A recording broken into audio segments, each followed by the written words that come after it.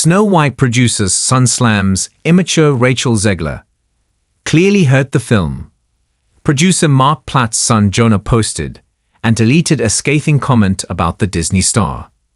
Jonah Platt, son of Marc Platt, took to Instagram to defend his father against Zegler fans in the wake of a Variety story that noted that Platt, apparently at Disney's behest, flew to New York City in August to ask the actress to remove a Free Palestine comment that she made on X while she was thanking Disney fans for watching the Snow White trailer. A commenter called Platt's father creepy as hell and said the producer's efforts to control Zegler's social media post were uncalled for. In a since-deleted reply, Jonah Platt, who hosts the Being Jewish podcast, wrote, "You really want to do this?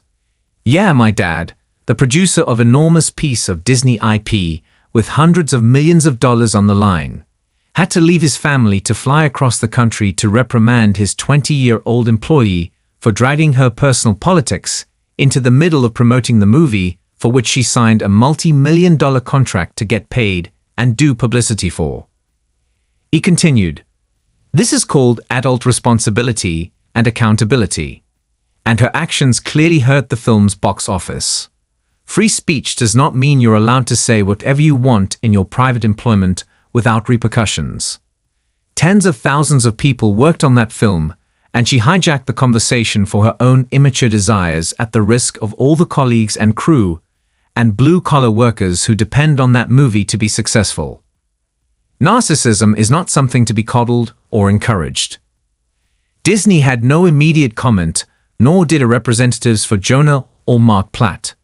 Jonah Platt has been an advocate against antisemitism and has repeatedly spoken out against Kanye West, such as after the rapper stenciled swastikas on his buildings.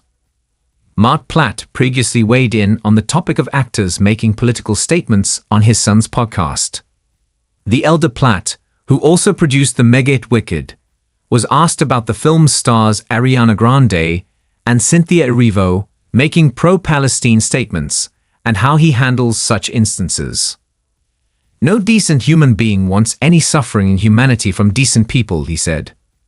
"What happens in instances is individuals ascribe their names to something, where they are not being completely informed, and the messaging to them is, there is suffering here. We have to speak out for suffering. The message doesn't include, there is also suffering over here. Or, there is suffering that was prompted or instigated by an act of terror or an act of evil. Or, there is a terrorist group in place that wishes for the annihilation of a whole group of people. That gets left out of the conversation. So my way of dealing with it is, when the moment is right, to have that conversation, where it can be heard and not in the midst of anger. And I feel good about those conversations that I've been having." Last weekend, Snow White opened below expectations to an estimated $43 million domestically. Globally, the live-action $270 million remake of the iconic 1937 film was expected to clear $100 million, but instead came in at $87.3 million. There has been plenty of blame to go around for the film's performance. There is remake fatigue, for starters. Some question whether there was ever inherent mass interest in a Snow White revival. There are, yes, the film's various controversies, from debate over the film's handling of the Seven Dwarfs, to evil Queen actress Gal Gadot's pro-Israel stance. There is also the film itself.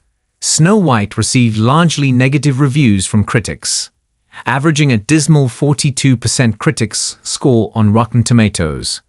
Its audience score is far higher, 74%. Yet it's also true that Zegler's comments over the past 3 years have certainly made headlines and stirred up plenty of social media uproar. Zegler repeatedly criticized the original film and wrote a scathing post-election message about Donald Trump. Yet some corners of the fandom were also set against her from the beginning, given that a young actress of Colombian and Polish descent was cast as the traditionally white fairy tale character.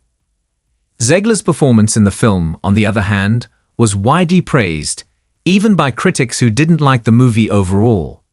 And in the weeks leading up to the film's release, Zegler has gamely promoted the film and avoided any obvious stumbles.